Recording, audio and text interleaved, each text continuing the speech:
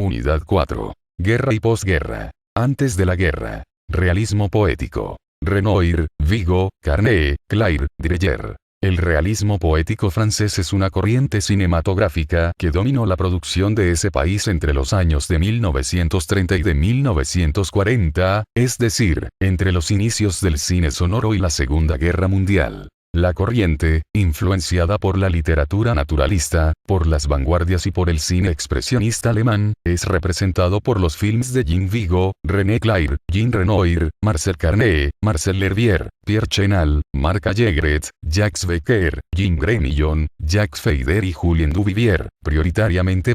A su vez, el realismo poético será una gran influencia sobre el cine negro americano, el cine neorealista italiano y sobre la nouvelle vague francesa. El realismo poético se resume en 4 rasgos principales. Los personajes y su contexto popular, principalmente obreros, pero también soldados, prostitutas, etc. La corriente acompaña de cerca el movimiento del Front Populaire en Francia, del cual es una especie de portavoz. Casi todos los filmes son urbanos, concentrados sobre la misma idea de la ciudad y de los cambios que se están dando. Esta es la faceta más realista. Los personajes malditos, frecuentemente parias, el desertor del Quai des Brumes, por ejemplo, representantes de una clase social, pero sobre todo marcados por un fatalismo que les es propio. El destino y la fatalidad tienen, por cierto, un lugar preponderante. Esta sería su faceta poética. Le Jour se leve o la bête humaine, entre otros, son enteramente construidos sobre esta idea. La importancia del diálogo. El realismo poético es la primer gran corriente cinematográfica francesa de cine sonoro, y bajo la influencia de Prévert prioritariamente, el realismo poético pone en evidencia el juego dramático. Gran parte de las escenas son por cierto filmadas para servir a estos diálogos, en el sentido en que la palabra, la idea expresada verbalmente, deviene centro de atención. Una concepción heredada del cine expresionista. Los films expresionistas de los años 20 representaban con frecuencia a la ciudad como la personificación del vicio, calles deformes, arquitecturas torturadas, sugiriendo así un cierto desvío de los tópicos burgueses. El realismo poético retoma esta idea, pero más sutilmente. La iluminación repentina de las calles por efectos más discretos, las calles son ahora brumosas, ensombrecidas, bañadas en una suerte de entreluz. Este trabajo sutil sobre la iluminación es sin duda el elemento visual más característico del realismo poético. La guerra y la posguerra en USA. 265. La catástrofe de la Segunda Guerra Mundial, que arrojaría un pavoroso saldo de 25 millones de víctimas entre ambos bandos, abrió un brusco paréntesis en la normal evolución económica y cultural de los pueblos. La economía de paz se transformó precipitadamente en economía de guerra, en una vasta movilización industrial destinada a postergar las máquinas de coser y los automóviles en beneficio de las ametralladoras y de los tanques. El ataque de la aviación japonesa al poético puerto de Las Perlas en diciembre de 1941, sería el detonante que pondría en marcha la gran maquinaria militar de la mayor potencia del globo. La industria del cine se sumó inmediatamente a la contienda y mientras las estrellas norteamericanas anuncian su decisión de no comprar medias de seda como protesta contra el Japón, los estudios de Hollywood dan un giro a su cine de acción y violencia, transformó a sus gángsters en heroicos soldados, que con la sonrisa en los labios se baten gallardamente en las islas del Pacífico, defendiendo a su patria y a la bandera estrellada que la representa. Fisuras del clasicismo. Cane. Welles Orson Welles. Brillante actor y director teatral considerado como el sucesor americano de Max Reinhardt, había conseguido a sus 23 años provocar el pánico a escala nacional con su emisión radiofónica de La Guerra de los Mundos. A través de los micrófonos de la CBS en la noche del 30 de octubre de 1938. A la mañana siguiente despertó famoso, con su nombre aureolado por una publicidad escandalosa, notoriedad que no había conseguido a lo largo de su fecunda y precocísima labor escénica en el Phoenix Theatre. Larco puso sus ojos en aquel niño prodigio y le ofreció un contrato sin precedentes en la industria cinematográfica, como director, actor, guionista y productor, estipulando una retribución del 25% de los beneficios brutos de cada film que hiciese y cobrando un anticipo de $150,000 al firmar un acuerdo. Sin ninguna experiencia cinematográfica previa a Welles en 1939 a un Hollywood escéptico y hostil, que se burla de su barba, dejada crecer para interpretar y dirigir una adaptación de Art of Darkness, que proyectaba rodar íntegramente con cámara subjetiva. Ciudadano Kane. La historia de esta película fue bastante accidentada. Welles toma como modelo para su protagonista al multimillonario William Randolph Hearst, que en la película se transformó en Charles Foster Kane, interpretado por el propio Welles. Aunque Hearst trató de impedir que la película fuese exhibida, no lo consiguió. Por su complejidad técnica narrativa, Ciudadano Kane se nos aparece hoy como la intolerancia del cine sonoro. Narración acronológica al estilo de las novelas de Faulkner, que con su aparente desorden narrativo incorpora por vez primera al cine la relatividad temporal de Bergson. Esta obra maestra era riquísima en significaciones, tanto de orden psicológico, como social, y moral. Constituía, por una parte, un excelente análisis histórico y psicológico de la formación de un poderoso plutócrata en una sociedad supercapitalista, con su egoísmo feroz, sus debilidades, sus frustraciones íntimas y sus paradojas. Ciudadano Kane era al mismo tiempo un excelente testimonio sobre la evolución histórica del periodismo en los Estados Unidos. Y sobre el monopolio de la prensa.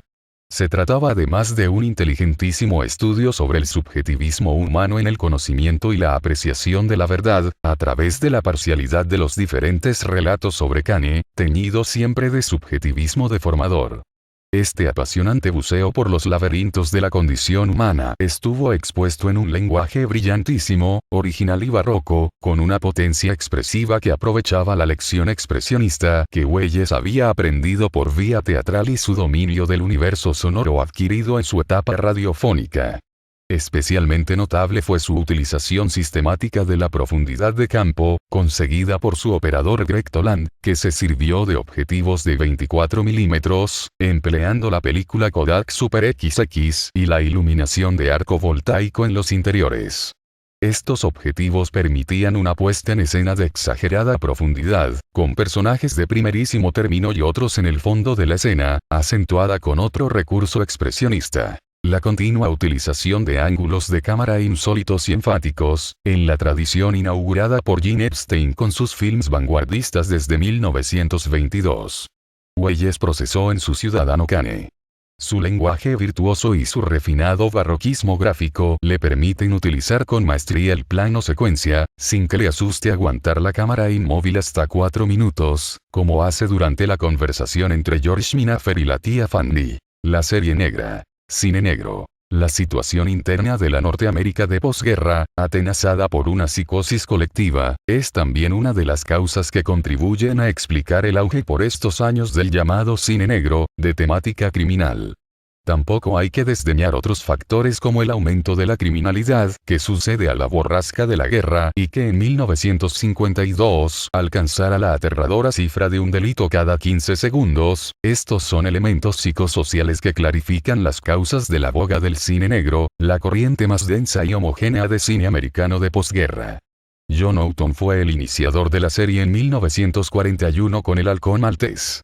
Proscrito el realismo crítico por la presión política y la caza de brujas, los realizadores americanos más conscientes se refugiaron en este cine que con su sordida negrura daba, a modo de parábola, un reflejo pesimista de la realidad social, mostrando un mundo en descomposición poblado por seres depravados, criminales sádicos, policías vendidos, mujeres amorales, personajes roídos siempre por la ambición y la sed de dinero o de poder.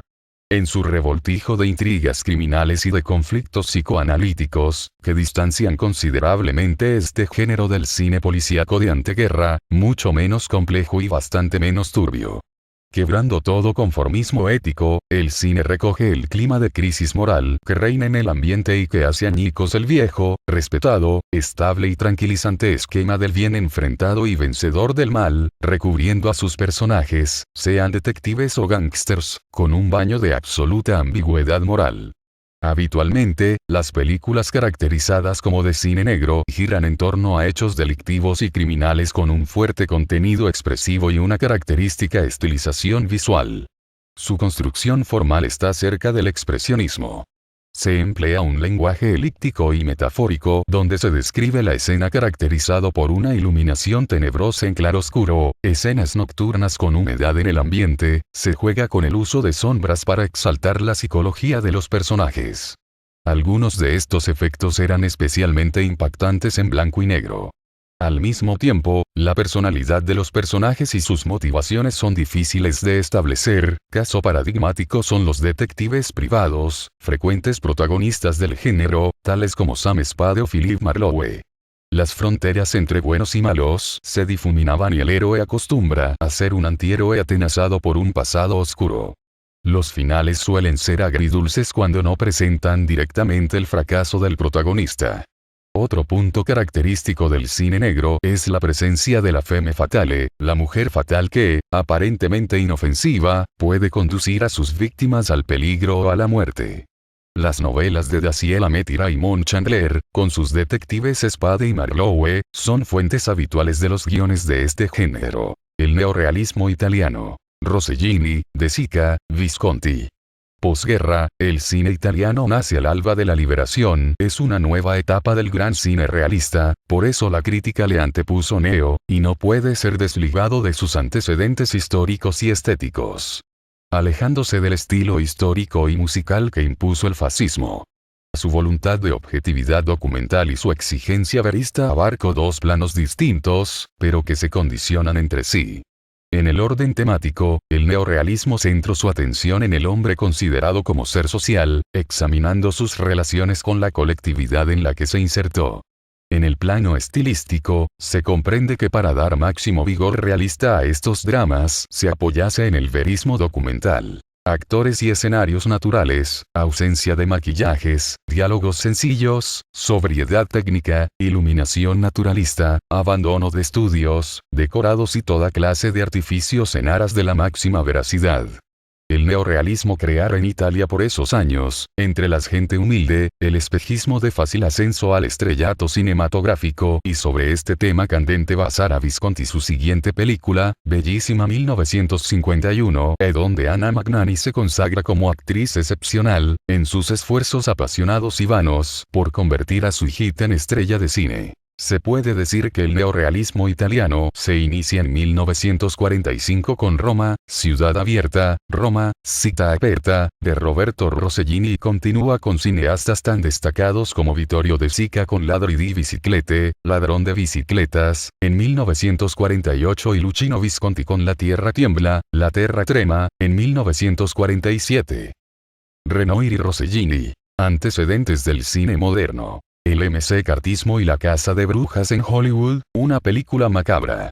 Rupturas con el clasicismo, manierismo, la generación perdida. Los nuevos cines. Free Cinema, nuevo cine alemán. El cine se ha convertido en el principal, e incluso en el único alimento espiritual de vastos sectores de la humanidad, pues en manos de gentes del cine está contribuir, configurar de un modo a otro las formas de pensamientos, hábitos y las creencias de millones de personas. El cine es un arte universal y un arte de masas. Es con la televisión, el portavoz de los mitos y de las emociones más intensas que conmueven a las grandes multitudes. Al igual que ocurrió con el cine sonoro, ha sido un reto de naturaleza económica el que ha impuesto las más recientes transformaciones técnicas de la industria del cine.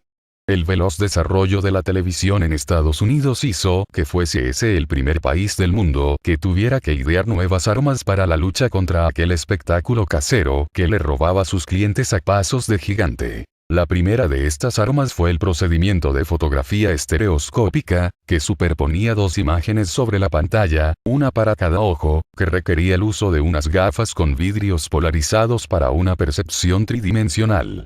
Duró poco ya que además de la incomodidad de estas gafas el gasto económico para realizar estos films era exorbitante por el monopolio de Polaroid Co. El Cinerama 1952, que utilizaba 3 películas contiguas y sincrónicas para cubrir un ángulo de visión de 146 grados en horizontal y 55 en vertical, sobre una gigantesca pantalla cóncava, el tríptico, tecnología empleada por Abel Gance en su film Napoleón, con la incorporación también del sonido estereofónico, las posibilidades gigantomáquinas utilizadas para entrenamiento de pilotos de guerra, se agotaron en documentales, escenas paisajísticas y vistas aéreas. Hasta 1962 no se produjo la primera película de ficción, fue La Conquista del Oeste. Tampoco tuvo mucha vida el Cinerama por el altísimo coste de las producciones y por la complejidad de las instalaciones de nuevas salas. Gracias a la 20th Century Fox, que dispuso un sistema con resultados parecidos más simple y con menor costo, con un objetivo anamórfico hipergonar que permitía la compresión óptica de las imágenes, se redujo a 70 mm la película, única, el doble de la normal de 35 mm, y se redujo el ángulo a centésimo vigésimo. Esto se llamó cinemascope. Hubo otras estrategias para dar batalla a la pequeña pantalla del televisor, como el VistaVision de la Paramount, el Aromarama u Odorama, Cine Oloroso, Circarama, pantalla circular tricentésimo sexagésimo, de Walt Disney, que murieron apenas nacidos. La política de las grandes empresas era la de reducir el volumen de su producción, pero aumentar su espectacularidad y costo, utilizando el color, la macropantalla, repartos de grandes estrellas y colosales construcciones históricas. Era justamente ofrecer aquello que en la pequeña pantalla blanco y negro no se podía contemplar. Estas premisas explican que en los últimos 20 años, mientras nacían y renacían con vigor los pequeños cines nacionales, Suecia, Brasil, Polonia, México, Cuba, la producción de las grandes potencias haya tendido a bifurcarse cada vez más acusadamente en dos direcciones: el llamado cine de autor, realizados con presupuestos relativamente bajos y con independencia creadora.